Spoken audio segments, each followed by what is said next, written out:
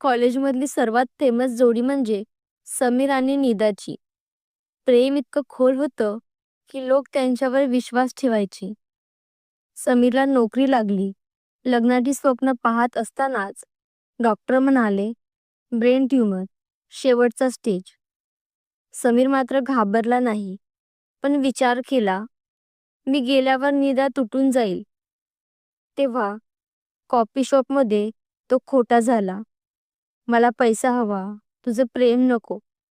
आणि तो तिच्या नजरेत विलन बनला. निदा रडत निघून गेली आणि समीर एकटाच तिथे कोसळला. आणि 6 महिन्यांनी समीर गेला. मित्राने असं सांगितलं, हातात फक्त एक डायरी. तू माझा द्वेष कर, पण जग. तुझं हसणं माझ्या आयुष्यापेक्षा मोठं होतं. हा धोका नव्हता, ही प्रेमाची सर्वोच्च कुर्बानी होती. धन्यवाद.